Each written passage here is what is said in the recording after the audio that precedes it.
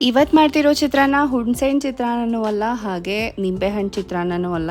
ಇದು ಬಂದು ಟೊಮ್ಯಾಟೊ ಚಿತ್ರಾನ್ನ. ರಶ್ಮಿ, ಈ ಚಿತ್ರಾನ್ನ ತುಂಬಾನೇ ಟೇಸ್ಟಿಯಾಗಿ ಆಗುತ್ತೆ. ಹಾಗೆ ಇದನ್ನ ನೀವು ಯಾವ ಟೈಮಲ್ಲಿ ಬೇಕಾದ್ರೂ ತಿನ್ನಬಹುದು. ಹಾಗೆ ಈ ಚಿತ್ರಾನ್ನ ಮಾಡೋದು ಕೂಡ ತುಂಬಾನೇ ಈಸಿ.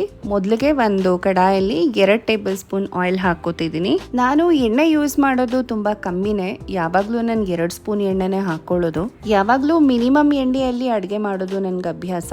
ಈಗ ಸಾಸಿವೆ ಮತ್ತೆ ಕರಿ ಲೀವ್ಸ್ ಅಂದ್ರೆ ಕರಿಬೇವಿನ ಸೊಪ್ಪನ್ನ ಹಾಕೋಣ.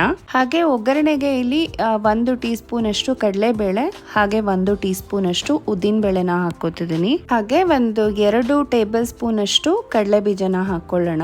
ಕಡಲೆ ಬೀಜನ ನೀವು ಈ ಹಂತದಲ್ಲಿ ಬೇಕಾದ್ರೂ ಹಾಕೋಬಹುದು, ಇಲ್ಲ ಅಂತ ಹೇಳಿದ್ರೆ ಲಾಸ್ಟ್ ಅಲ್ಲಿ ಸಪರೇಟ್ ಆಗಿ ಅದನ್ನ ಫ್ರೈ ಮಾಡಿ ಕೂಡ ಹಾಕಬಹುದು. ಈಗ 4 ಹಸಿರು ಮೆಣಸಿನ್ಕಾಯಿನ ಹಾಕೋತಿದ್ದೀನಿ. ಇಲ್ಲಿ ಹಸಿರು ಮೆಣಸಿನ್ಕಾಯಿ ಹಾಗೆ ಖಾರದ ಪುಡಿ ಎರಡನ್ನೂ ಯೂಸ್ ಮಾಡ್ತಿದ್ದೀನಿ. ಇಲ್ಲಿ ಹುಳಿ ಟೊಮೆಟೊ ಯೂಸ್ ಮಾಡ್ತಿರೋದ್ರಿಂದ ಖಾರ ಸ್ವಲ್ಪ ಅದಕ್ಕೆ ತಕ್ಕ ಹಾಗೆ ಹಾಕಬೇಕು, ಅದಕ್ಕೋಸ್ಕರ. ನಂತರ 3 ಆನಿಯನ್ನ ಹಾಕೋತಿದ್ದೀನಿ, ಸ್ಲೈಸಸ್ ಆಗಿ ಕಟ್ ಮಾಡ್ಕೊಂಡಿರೋದು. ಈಗ ಆನಿಯನ್ ಸ್ವಲ್ಪ ಫ್ರೈ ಆಗಬೇಕು. ಈಗ 3-4 ಟೊಮ್ಯಾಟೊ ಸಣ್ಣದಾಗಿ ಕಟ್ ಮಾಡಿಕೊಂಡು ಹಾಕೋತಾ ಇದ್ದೀನಿ. ಈಗ ಟೊಮ್ಯಾಟೊ ಸ್ವಲ್ಪ ಸಾಫ್ಟ್ ಆಗೋ ತನಕ ಬೇಯಬೇಕಾಗತ್ತೆ.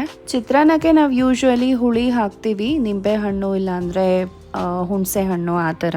ಇದು ಟೊಮ್ಯಾಟೊ ಚಿತ್ರಾನ್ನ ಆಗಿರೋದ್ರಿಂದ ಇದಕ್ಕೂ ಕೂಡ ಹುಳಿ ಟೊಮ್ಯಾಟೊನ ಯೂಸ್ ಮಾಡ್ತಿರೋದು.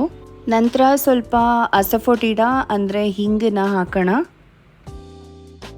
1/2 ಸ್ಪೂನ್ ಅಷ್ಟು ಅರಿಶಿನ ಪುಡಿನ ಹಾಕೋಣ. ಹಾಗೆ 1 ಸ್ಪೂನು ಖಾರದ ಪುಡಿ.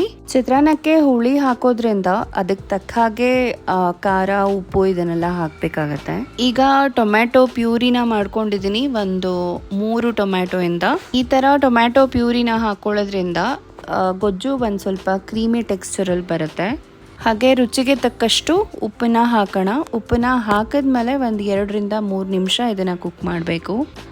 ಗೊಜ್ಜನ್ನ ಮಾಡ್ತಾನೆ ಟೊಮ್ಯಾಟೊ ಚೆನ್ನಾಗಿ ಬೆಂದ್ಬಿಡುತ್ತೆ. ಈಗ ಆಲ್ಮೋಸ್ಟ್ ಇದು ಟೊಮ್ಯಾಟೊ ಚೆನ್ನಾಗಿ ಬೆಂದಿದೆ. ಈಗ ಇದಕ್ಕೆ 1 ಟೀ ಸ್ಪೂನ್ ಅಷ್ಟು ಶುಂಠಿ ಬೆಳ್ಳುಳ್ಳಿ ಪೇಸ್ಟನ್ನ ಹಾಕೋಣ. ಈಗ ಕೊನೆಯಲ್ಲಿ ಕೊತ್ತಂಬರಿ ಸೊಪ್ಪನ್ನ ಹಾಕಿದ್ರೆ ಈ ಗೊಜ್ಜು ರೆಡಿ ಆಗುತ್ತೆ. ಇದಕ್ಕೆ ನೀವು ತೆಂಗಿನಕಾಯಿ ತುರಿನ ಕೂಡ ಹಾಕೋಬಹುದು. ತೆಂಗಿನಕಾಯಿ ಹಾಕಿದ್ರೆ ಕೂಡ ಅದು ಎಕ್ಸ್ಟ್ರಾ ಒಂದು ಟೇಸ್ಟ್ ಆ್ಯಡ್ ಆಗುತ್ತೆ. ನಾನು ಹೇಳ್ದ ಹಾಗೆ ಈ ಚಿತ್ರಾನ್ನನ ನಾವು ಬ್ರೇಕ್ಫಾಸ್ಟ್ಗೆ ಇರ್ಬೋದು, ಲಂಚ್ಗೆ ಅಥವಾ ಡಿನ್ನರ್ಗೆ ಯಾವ ಟೈಮಲ್ಲಿ ಬೇಕಾದರೂ ತಿನ್ನಬಹುದು. ಹಾಗೆ ಈ ಗೊಜ್ಜನ್ನ ನಾವು ಟ್ರಾವೆಲ್ ಮಾಡೋವಾಗ ಕೂಡ ರೈಸ್ ಮಾಡಿಕೊಂಡು ಈ ಗೊಜ್ಜನ್ನ ಮಾಡಿಕೊಂಡು ಹಾಗೆ ತಗೊಂಡು ಹೋಗ್ಬೋದು. ಮಕ್ಕಳಿಗೆ ಲಂಚ್ ಬಾಕ್ಸ್ಗೆ ಕೂಡ ಕೊಡಬಹುದು. ಈ ರೆಸಿಪಿ ನಿಮ್ಗೆಲ್ರಿಗೂ ಇಷ್ಟ ಆಗಿದ್ರೆ ಈ ವಿಡಿಯೋನ ಲೈಕ್ ಮಾಡಿ, ಶೇರ್ ಮಾಡಿ, ಹಾಗೆ ಕಮೆಂಟ್ ಮಾಡಿ. ಇನ್ನಷ್ಟು ರೆಸಿಪಿಗಳಿಗೆ ನನ್ನ ಚಾನಲ್ಗೆ ಸಬ್ಸ್ಕ್ರೈಬ್ ಮಾಡ್ಕೊಳ್ಳಿ. Thanks for watching.